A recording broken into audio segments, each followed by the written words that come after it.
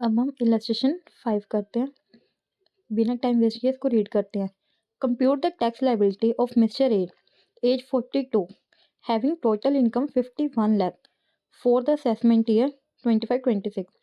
Assume that his total income comprises of salary income, income from house property, and interest on fixed deposit. Assume that Mr. A has exercise option to shift out 115 BAC. अब इसमें भी हमने क्या करना है कि income compute करनी है, और जो हमें ये इनकम हुई है वो सैलरी इनकम है, इनकम फ्रॉम हाउस प्रॉपर्टी है, और इंटरेस्ट ऑन एफडी। देखो अब इसमें एज है 42 ईयर, यानी कि अब इसमें जो लिमिट है 2,50,000 वाली लगेगी। 2,50,000 तक तो नहीं होता है। 2,50,000 to 5,00,000 5%, 5 to 10 20%, मोर देन 10 30%। ठीक है, और अब इनकम आई है 13,42,500। अब इसमें क्या सरचार्ज लगेगा। सरचार्ज कब लगता है, जब हमारी इनकम मोर देन 50 लाख और अप टू 1 करोड़ हो ना, तो 10% सरचार्ज लगता है उस पर। अब हमारी इनकम जो है वो 51 लाख है, इट मीन्स की सरचार्ज एप्लीकेबल होएगा, तो 10% सरचार्ज कितना हुआ 1,34,250, और इनकम होगी 14,76,750। अब इसमें ना एक कॉन्सेप्ट आता है मार्जिनल रिलीफ का। वो क्या होती है, जब हमारी इनकम लिटिल बिट 50 लाख से ज़्यादा हो। ठीक है, जैसे अब इसमें इनकम है 51 लाख, यानी कि 1 लाख इनकम ज़्यादा है, तो इसमें क्या है हम ना मार्जिनल रिलीफ का कॉन्सेप्ट लगाएंगे।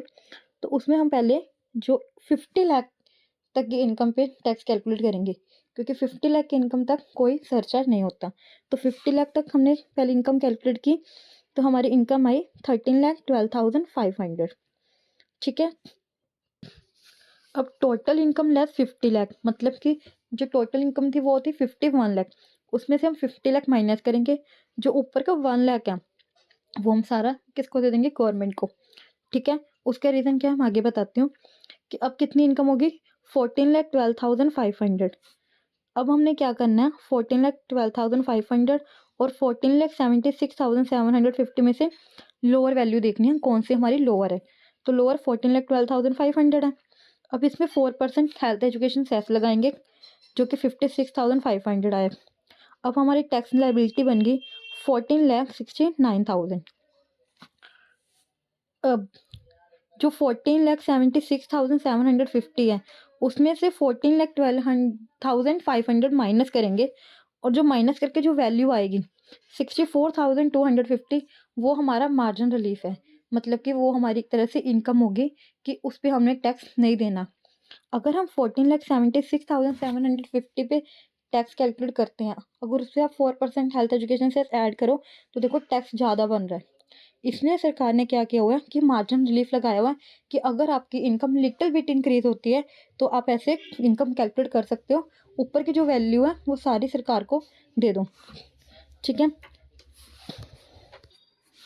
अब जो इसमें ऑल्टरनेटिव मेथड है उसका क्या है, उसमें भी उन्होंने क्या किया हुआ है कि देखो 51 लाख की इनकम तक जो हमने टैक्स कैलकुलेट किया था, ऊपर भी हमारा 14,76,750 आया था।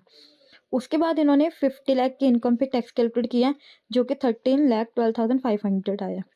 अब उन्होंने इन दोनों को माइनस किया है, यानी कि कितना एक्सेस टैक्स पेबल बन रहा है 1,64,250।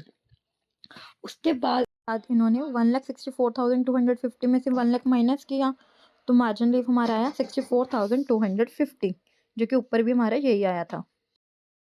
13,12,500 में जब 1 लाख ऐड करेंगे तो 14,12,500 हमारी टैक्स लाइबिलिटी आ गई, बन गई।